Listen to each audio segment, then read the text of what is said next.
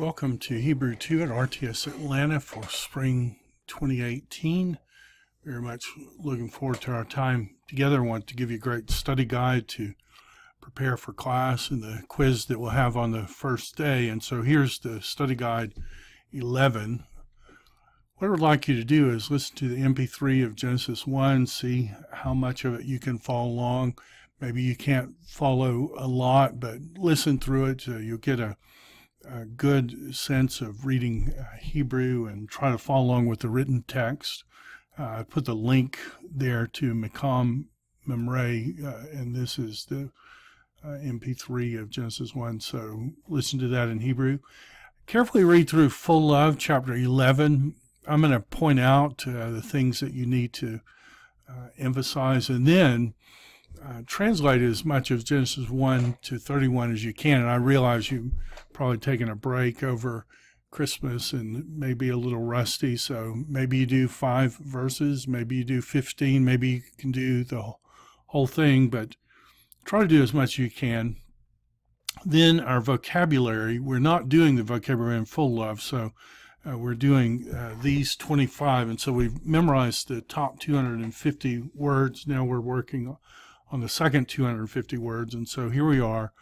Ach is brother 144 times. Mea is 100. Appears everywhere in number text, so make sure you memorize this word. Shana is year. Asa is make. Az is then. Av, you know from Avraham, father of a great multitude, and so Av. Aaron is an interesting word. The first time it used is the last verse in Genesis 1, where Joseph is in a box full of bones in Egypt. And so it's used of coffin, but every time after that it's used of like Ark of the Covenant. And so you wonder if there's some connection between the Ark of the Covenant and death somehow. And we're not told in the text, but it is odd that the first use of the word is for a coffin, and then the second and all the subsequent ones are used of Ark of the Covenant. Sham is there. Shemuel, Samuel, the one who is asked of God. Shemin is oil. Eleph, 1,000, occurs lots of places. Make sure you memorize that. Isha is woman. Shnaim, notice that's a dual. It's the number 2. Behema is beast. Mincha is gift or offering. Sha'ar is gate. Ha'il is an interesting it's an interesting word. It can mean strength, it can mean army, it can mean wealth. So a very diverse word. Ain is really the word eye, but it's also used of spring or fountain. So kind of a double meaning there. Arba is 4. Adamah, you can probably hear the word Adam there, so this is land or ground. Yatsah is to come out or go out. Na'ar is boy or young man. It's used of the 2 slaves in Genesis 22. It's also used of Isaac. Sometimes it's translated lad. The word can be used of any unmarried person. So Joseph in his 70s is called a Na'ar, and I think it's Zadok, who's the captain of David's army, is also called a Na'ar. So it's boy, but it's kind of a nuanced meaning. Sheh is a relative, appears in late books, who or which. It's attached to the word, just right on the word. It won't have the makaf there, just be added to the word. So instead of Esher, it's just Sheh. And Off is also or even, but I wanted to put this here because Off, spelled exactly the same, can be nose or anger. So be aware that you have 2 similar words. Now, the main grammar that we'll look at for chapter 11, when you read through Full Love, it can be a little overwhelming, but it's really not as complicated as it seems. Really, we're just learning the pronominal suffixes, and these are the main ones. So these will be added to a noun, and it will make it his, whatever the noun is. So his blank, her blank, you man, your blank, your woman. This should be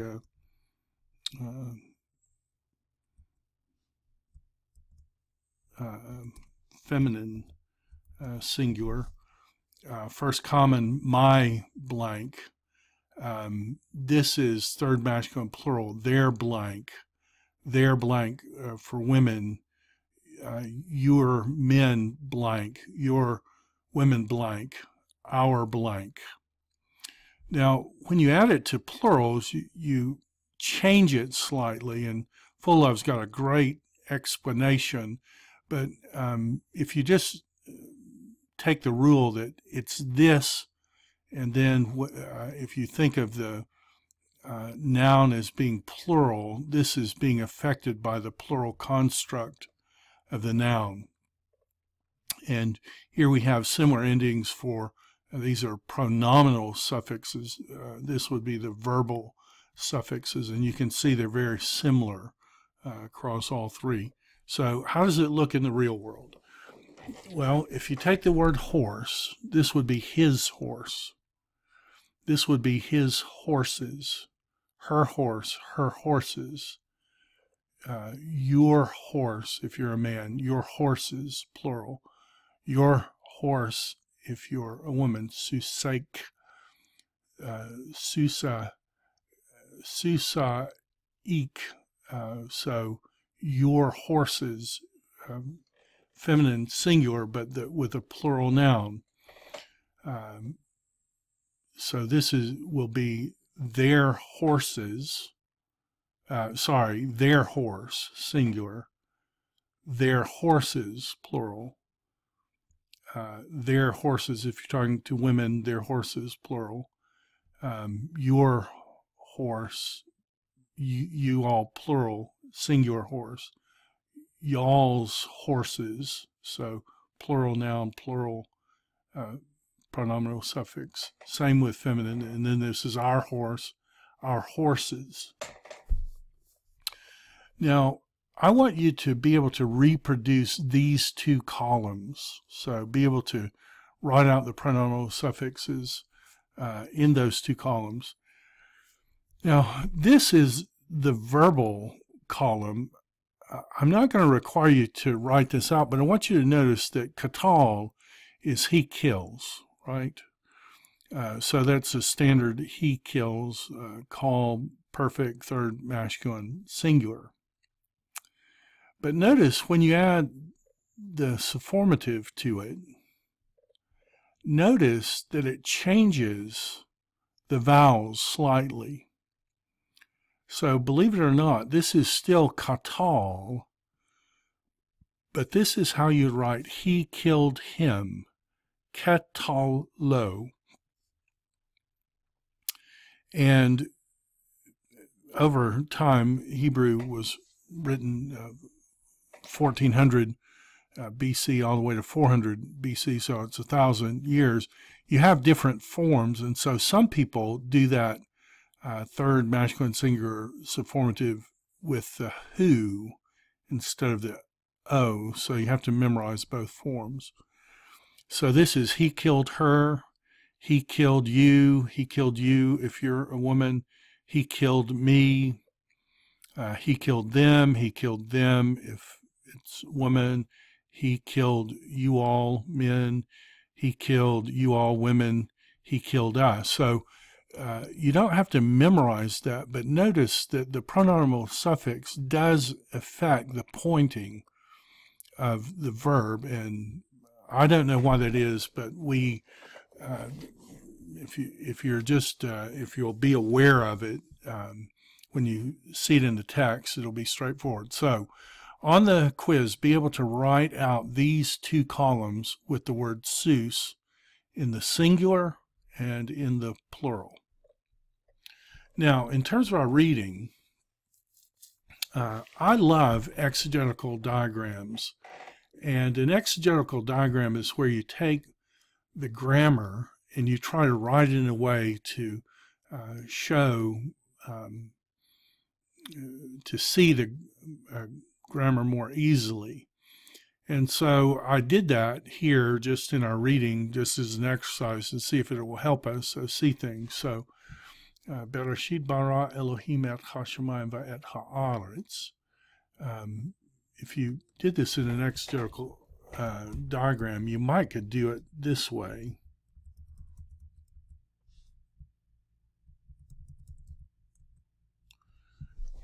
In the beginning, God created. What did God create? He created the heavens, and God created the earth. And so do you see how these two are in parallel? So what I've done with this chapter is just go through, and anything that's parallel, I try to put it in a way where we can read it. So in the beginning, God created the heavens and the earth. And the earth, interesting, he's picking up the second element first, and the earth was tohu vabohu. We've seen that's without form and void, bad things elsewhere in Scripture. The earth was tohu vabohu. Darkness was on the face of the deep, and the Ruach Elohim, the Spirit of God, was hovering on the faces of the water. And so you can see three elements there. Two negatives and then the first positive, lovingly hovering over like a hen over her brood is how the word's used elsewhere in Deuteronomy. And Elohim said, this will be the first of 10 of these, let there be light, and there was light. And Elohim saw. So do you see the parallel here? Said, saw, divided, called. And Elohim saw that the light, that it was good. And Elohim divided, and you can see how it's very normal to put your verb first and then your subject.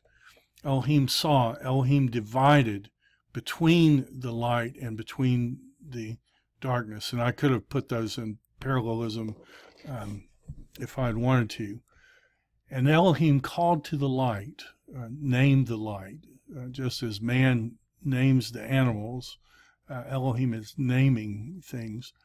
Elohim called to the light day, and to the darkness he called night. And there was evening and there was morning, day one. Second one, and Elohim said, let there be a rakia in the midst of the waters, and let it be a thing separating. So this is our hiphil participle. And notice you're repeating vocabulary here. So just as Elohim separated between the light and darkness, let this rakia be a thing causing a division. And you can see that this is the hiphil here. And so now we have the hiphil participle here. And let it be dividing between the waters and to the waters. And Elohim made, here's our asa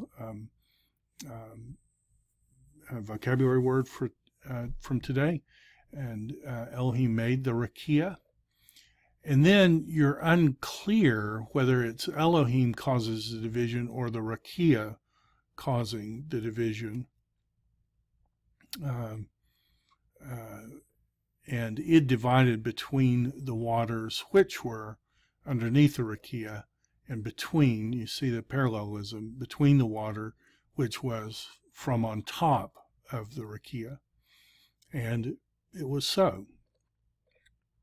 And Elohim called to the rakia, named the rakia, Shemayim, heavens. So that's picking up the first element introduced in one. He called the rakia Shemayim, and there was evening and there was morning, a second day. So very formulaic, all of these sentences. And Elohim said, I think this is the third time, let the waters be collected, and Nifal Joseph, from underneath the heavens to one place. So somehow these waters of the abyss, when they're divided, are uncollected waters. Now they're collecting the lower waters. And then let Yabashah appear. And we've talked about how this is picking up perhaps the Red Sea crossing, where waters are split and Yabashah appears there, dry land. And it was so. And Elohim called to the Yabashah. Elohim named the Yabashah. And notice all these are formulaic. So he named the Rakia Shemayim. He named the Yabashah Eretz. And to the Mikveh. And can you see Yikavu and Mikveh? Can you see those are the same roots? Help you vocabulary development. And to the Mikveh, to the collection of waters, he called seas. And Elohim saw that it was good. And Elohim said, let the land sprout forth sprouts, or something like that. And see, this is cognate accusative. Let it sprout forth sprouts. And then it's going to explain what this word means. Desha. So what is the desha? The desha is the esev, the herbs, seeding seed. The desha is the tree of fruit, making fruit to its kind, which its seed is in it. And see here our pronominal suffix. Here's a pronominal suffix with the preposition, which its seed is in it on the earth. And it was so. And the earth brought forth. So God said it, and what happened? The earth brought forth. Desha. What is desha? It's herbs seeding seed according to its kind. Tree making fruit, which its seed is in it according to its kind. All these pronominal suffixes. And God saw that it was good. And there was evening and morning, a third day. And Elohim said, let there be lights in the rakia of the heavens. So this is a construct. This is with a preposition, in the rakia of the heavens. And here's our divide word again. Let there be lights in the rakia, and let it be to cause a division between the day and between the night. And you can see the parallelism there. And let them be for signs, for seasons, and for days, and for years. So, let me pause that. Sorry, I guess this is another Joseph. And let them be for lights in the rakia, to cause light on the earth. And it was so. And Elohim made the two big lights, the two great lights. See the parallelism here. The big light to be a dominion over the day. And then look at the parallel. And the little light to be a dominion over the night.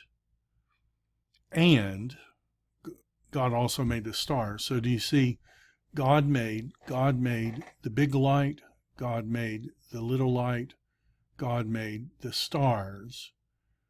And in English, you're tempted to read to rule over the night and the stars, but the parallelism there helps you see that this is a direct object of God made.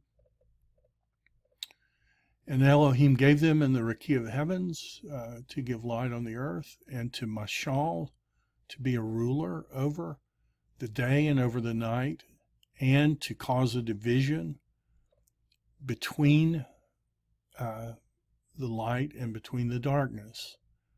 And God saw that it was good. All these are repeated formulas. So once you start reading in Genesis 1, you're reading these same things over and over again. That's why you want to get in the habit of volume reading, because the more you read, the more you'll start to see things, the more you'll make connections. And there was evening and there was morning, a fourth day. And Elohim said, let the waters teem with a teeming. Do you see that's a cognate accusative there? Retsu from Sharatz. Sheretz is the noun. So let the waters, let them teem with a teeming. And what is the teeming? The teeming is Nefesh Hayah, a living soul. And let the birds flitter. This is a poleo, a strange binyan. Same binyan that's used in Isaiah 6 with the seraphs as they flutter before God there in Isaiah's theophany. Let the birds flutter upon the earth on the faces of the rakia of the heavens. And Elohim made the great Tananim, and usually translated sea monsters. If you do a search, it's used of snakes elsewhere. Maybe the great reptiles, maybe this is the dinosaurs, maybe it's something else. We don't really know, but they're called great, and God made them on this day. And notice the parallel. God barad, so he barad the heavens and the earth. He baras the great Tana, and he's going to bara man a little lower. So the great Tananim and all the Nefesh Hayah creeping, which the waters teem according to their kind. So this is usually creeping on the earth, but these are sea animals, so there's obviously some nuance to this word that perhaps is difficult for us, but God's creating it. God created this, God created this, and God created every bird of wing according to its kind. And God saw that it was good. And God blessed them, saying, be fruitful, multiply, fill the waters in the waters, and let the bird become great on the earth. And there was evening, and there was morning, the fifth day. And Elohim said, let the earth bring forth Nefesh Hayah according to her kind. Beast, so this is the word from vocabulary today. Creeping things. And the living thing of the land, and this looks like a pronominal suffix, but actually this is an archaic construct ending. So you only see it every now and then. Here's one of the places, living thing of the land according to her kind. And it was so. And Elohim made, another vocabulary word from today, the living thing of the earth according to its kind, and the beast according to her kind, and the creeping thing of the land according to its kind. And God saw that it was good. And God said, let us make Adam. Let us make Adam in our image. In the image, in our image, and let them rule. So notice the Adam then turns into a plural. Let them rule over the fish of the sea, and over the bird of the heavens, and over the beast, and over all the things of the earth, and over all creeping thing, and all creeps creeping, all the creeps creeping. So this is a participle, this is a noun, and I guess in terms of biblical theology, we think of the serpent creeping on the ground. They were designed to rule over him, and they end up being ruled, but let them rule over the creep of the creeping on the ground. And then God barad the Adam in his image. So this is plural, but it's his image. God barad him. In the image of Elohim, he created him. I wish I had done this parallel. Well, maybe I can do it here. put a tab there, and you can see that the beauty of this parallelism. God barad Adam in his image, in the image of Elohim. Maybe we'll do it this way. In the image of Elohim.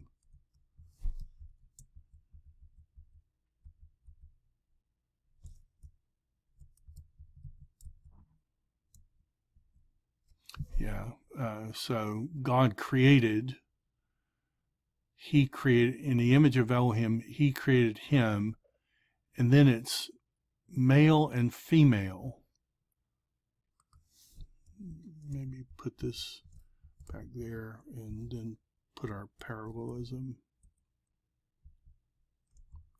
Maybe do it like that. And you can see he created him, and then the him becomes a them here. So it's one who becomes a man who becomes a man and a woman. God bless them, plural. Elohim bless them. He said, Elohim said to them, you plural, be fruitful. You plural, multiply. You plural, fill the earth. You plural, and this is written defectively here. Put the kabosh, have dominion. The two of you rule over it, over the fish of the sea and over the bird of the heavens, and over all living creatures creeping on the ground. And Elohim said, behold, I give to you all the herbs, the things seeding seed. So I guess we would do it, maybe put it there or something. All the herbs seeding seed, which is on the face of the earth. And, so do you see the parallelism there? I give all the trees, which there's in it, the fruit of the tree, seeding seed, to you it will be for food, and to all the beasts, and to all the birds of the heaven, and to all the creeping one on the ground, which there is in it nefesh hayah, which there is in it a living soul, and all the yerek, all the vegetation, herbs for food. And it was so. And God saw all that he had made, and behold, it was tov me'od. It was very good. And there was evening, and there was morning, the sixth day. Looking forward to our time together. Work through as much of that as you can. I'll see you on Thursday.